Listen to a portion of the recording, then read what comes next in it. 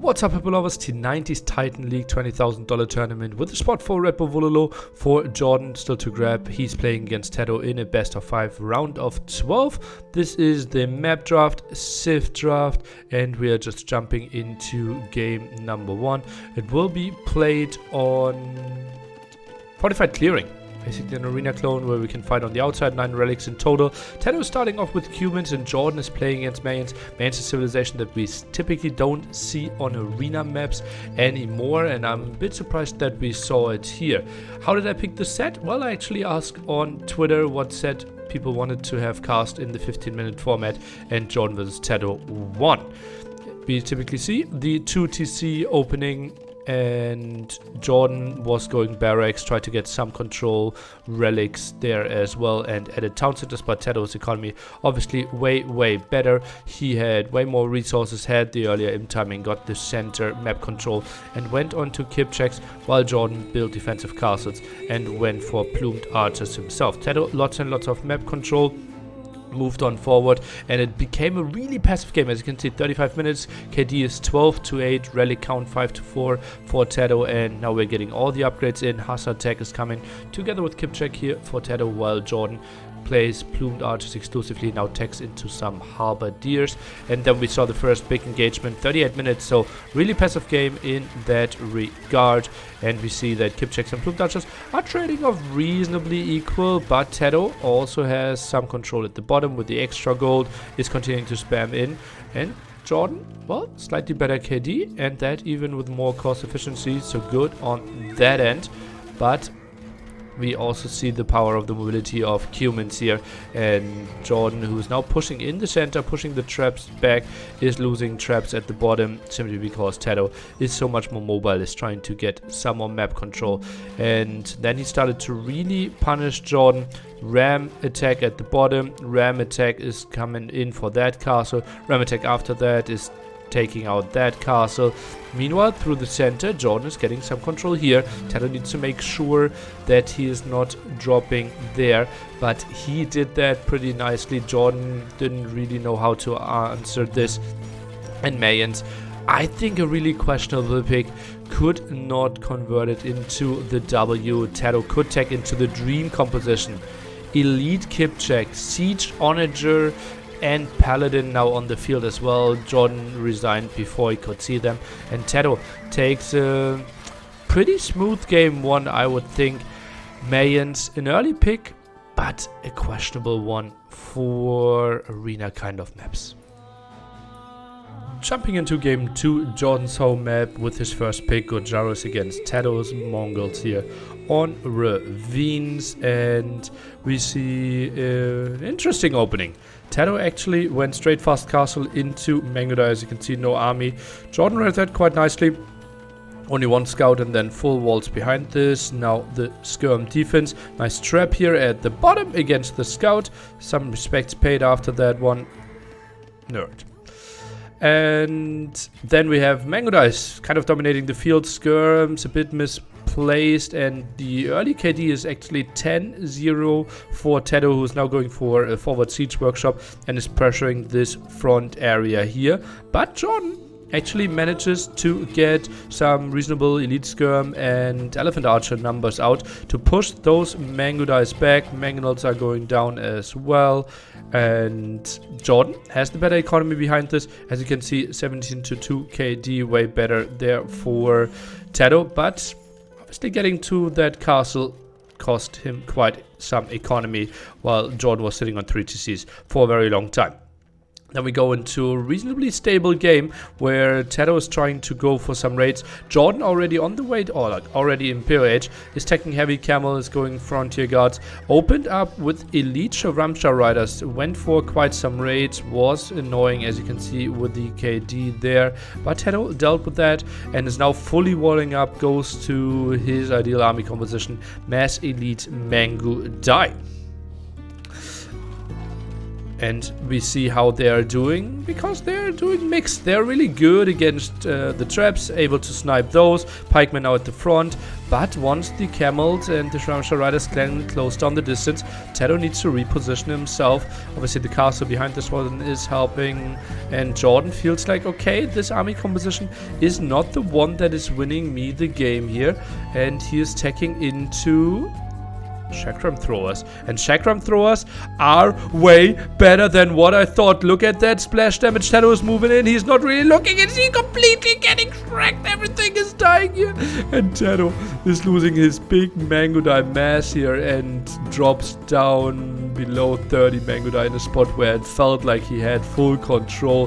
And chakram throwers so good, and as you can see, TaToH from there on really scared to take any engagements long distance here, and you can see TaToH no answer to this and moves away.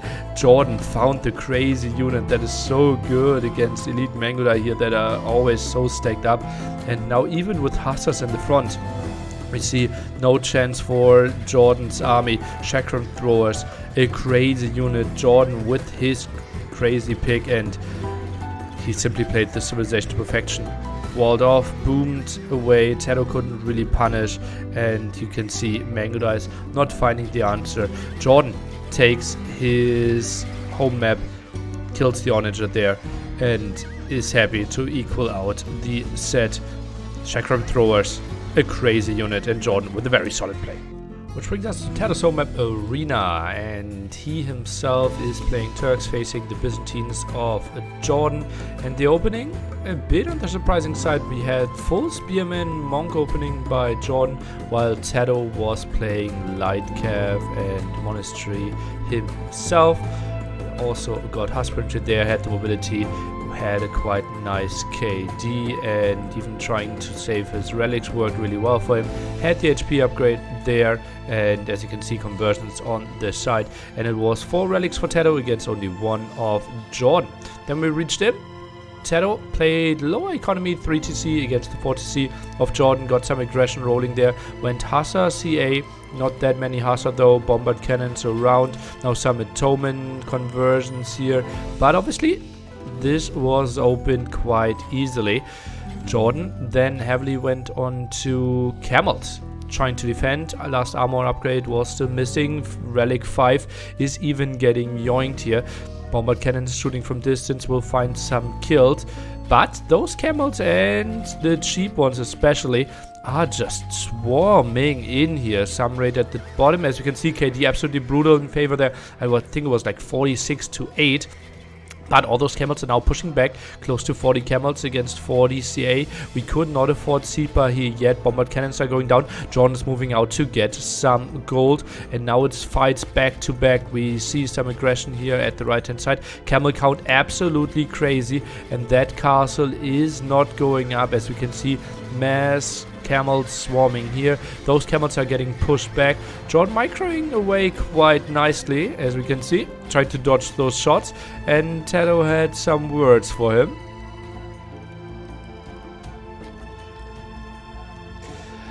Oh well.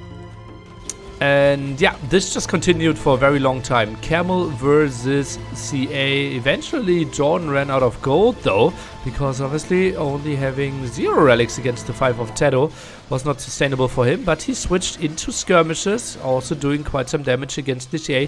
Camels now added together with some Hussars earlier for TaToH, and he needs to micro back because this very low gold unit or gold army is still being pretty efficient. And Jordan now at the barracks and goes for basically a skirm halberdier spam, and TaToH did his very best to fight it off, but got overwhelmed. And one fight that basically describes the last 20 minutes was this one. Halberdier just swarming in. TaToH tries to move in to snipe those skirms. Halberdiers suiciding themselves. Skirms microing down the CA, and KD, as you can see, way better for TaToH, but constantly losing the CA, getting rammed everywhere, and Jordan is just swarming. We had some counterattacks here, but Jordan had the answers for everything. Kept a very low economy, massive army running for himself, sniped down those CAs, and took Arena away from TaToH. Jordan leading 2-1. Game 4 on Houseboat, TaToH Japanese against Jordan's Malay, and TaToH played it quite aggressively, a double dog on Jordan's side, but obviously Jordan, having 2 defensive dogs at home, could deal with that one quite reasonably well. We even see TaToH trying to sneak in a dog, tries to go for some repair, but Jordan, right direction, pulls a lot of villagers, rams this tower down. Then not a lot of stuff happened after this pond was basically cleared up, but TaToH went for some aggression, went for crossbows here, went for some more towers, tried to get some map control, and well, he achieved some of it. But meanwhile, while all this is going on, we see something sneaking in the minimap, and those crossbows actually will get through here, and well, we'll find some villager killed, lots of stuff needs to be moved, and TaToH with all this aggression actually loses some ground, loses some control. But nothing major happening. Jordan tries to sneak a relic in the center of the map. TaToH has the mangonel, shoots here. TaToH not hitting. Jordan dodge continues, but gets the second kill, and both were pretty happy about that scene in the mid game.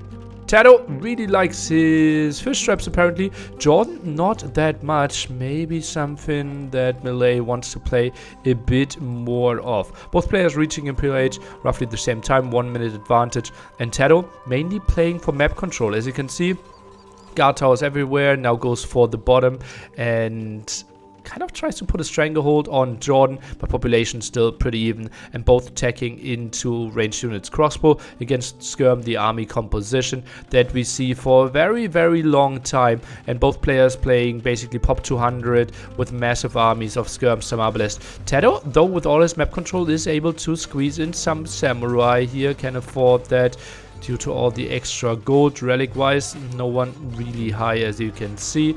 And Jordan gets to a pretty nice death ball though, and gets a crazy push rolling. Bombard cannons, arbalest, skirms, and TaToH failing to address this one. Samurais can't really get in there because of the arbalest. Onagers later attacked in, didn't really have the effect. And skirm obviously only trading against skirm. But what TaToH is doing is that he, while all this is happening and TaToH is getting pushed back, actually we have a retake on the water here. We see the keep move in there as well, and now TaToH is just playing the map and attacking everywhere, losing a fight at the frontier, but moves in there. Some more attack with samurais, is even relanding, sends in some samurais here later on. And Jordan really struggling to even get a proper food economy rolling. And with that, the better economy simply wins. 44 in food against 30 here. Just replace some farmers. Samurais are coming. Skirms around. And TaToH actually, yeah, muscles down Jordan there in a massive long game. You saw how boom approachy this was early on as well, and we basically had 30 minutes of like skirms being thrown at skirms, and in the end TaToH with this nice map control gained earlier got the advantage, and the pond probably helped out quite a bit as well. Deciding game 5 hype. We can see Jordan already trying to lame some. He is playing at 6 against TaToH's Hindustanis, and yeah, some pigs being safe, but obviously some aggression being done here. We also fight for the deer a bit more. Opening was really weird and really passive. As you can see, 14 minutes, Man-at-Arms kind of trying to wait for the overberry, I thought. 0-0 KD archers are coming in. Obviously, Man-at-Arm archer opening against pure archer opening by TaToH, goes for lots of farms. And, well, not a lot of big fights are happening. And we see TaToH actually fully going and commit to Gula. Tower at the stone, gold still pretty open, goes for the market, while Jordan obviously up to Castle Age earlier with that, having the smoother economy, and he transitioned that into quite some hill control here. Early siege workshop, sold the stone, as you can see, no town centers there at the bottom to see, and got quite some nice control. TaToH really struggled to ever get something rolling for himself. And even the mangonel defense didn't work because TaToH went for, or Jordan went for redemption plus sanctity. Mangonel stolen. TaToH's only hope was to have the sneaky stone, give him some castles, but as you can see, map control not looking pretty for him. And then we see some wild action early Imperial Age. Jordan has is trying to tech into the Mong stuff. Lots of villagers at the front. Defensive tower here. We did tech into guard towers. TaToH with the defense here, as we can see. And Jordan barely gets that castle up with all his villagers and gets the crazy position. I thought that was game over. But apparently, elephants. Armored elephants are really good against any buildings. And that castle went down before we could actually build a second trap. But as you can see, no army to follow this one up. And Jordan was just able to get another castle up there. And we were trying to tech into Gulam. Elite Gulam was coming in. And this was basically me trying to search for a great fight to show you at the end here. We saw some raids, but 200 swordmen and some jaguars will deal with that. And I couldn't, because Jordan just went for more and more map control, trapped everything down, and 110 population against 190, more and more stuff going down. That was the start base of TaToH, and he couldn't find any more answers to that. Second castle came, but nothing much more, and Jordan actually goes through. Really well played, full control, and TaToH with a risky move there, going for the Gulam early. Didn't pay off. Nice punishment by Jordan. He goes through and still has a chance for a ticket for Red Bull.